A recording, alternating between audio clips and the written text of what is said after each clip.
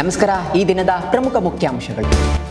Metro 3ನೇ ಹಂತ ವಿಳಂಬದಿಂದ ಆರ್ಥಿಕ ಹೊರೆ, ಹಿಂದಿನ ಎಲ್ಲ ಯೋಜನೆಗಳಲ್ಲಿ ದುಪ್ಪಟ್ಟಾಗಿದ್ದ ಅಂದಾಜು ವೆಚ್ಚ. ಅಗೆದ ರಸ್ತೆಯಲ್ಲಿ ತೆವಳುವ ವಾಹನಗಳು. ಡಾಕ್ಟರ್ ರಾಜ್ಕುಮಾರ್ ರಸ್ತೆಯಲ್ಲಿ ಮಂದಗತಿಯಲ್ಲಿ ಸಾಗಿದ ವೈಟ್ ಟಾಪಿಂಗ್ ಕಾಮಗಾರಿ. ಕಾರಾಗೃಹದಲ್ಲಿ ಅಕ್ರಮಕ್ಕಿಲ್ಲ ಕಡಿವಾಣ, ಸುಧಾರಣೆಗೆ ಉನ್ನತ ಮಟ್ಟದ ಸಮಿತಿ ವರದಿ ಸಲ್ಲಿಸಿದರೂ ಜಾರಿಯಾಗದ ಕ್ರಮ. ಹಿಮಂತ ಶರ್ಮಾ ನಾಯಕತ್ವಕ್ಕೆ ಅನುಮೋದನೆ. ಅಸ್ಸಾಂ ವಿಧಾನಸಭಾ ಚುನಾವಣೆ ಫಲಿತಾಂಶ ಪ್ರಕಟ. ಸತತ 3ನೇ ಅವಧಿಗೆ ಗೆಲುವು ದಾಖಲಿಸಿದ ಬಿಜೆಪಿ.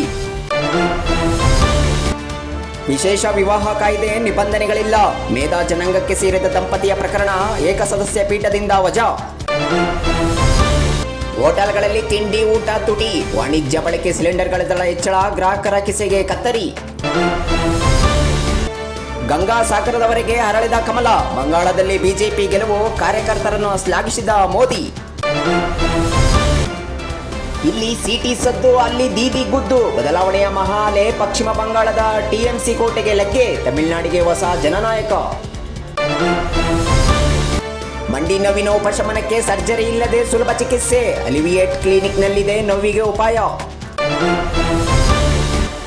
ಜನನಾಯಕನಿಂದ ಸಾರಥಿಯಾದ ವಿಜಯ್. ಚೊಚ್ಚಲ ಯತ್ನದಲ್ಲೇ ಅಭೂತಪೂರ್ವ ಗೆಲುವು. ರಾಜಕೀಯ ನವೋದಯದಲ್ಲಿ ಹೊಸ ಪರಿಭಾಷೆ.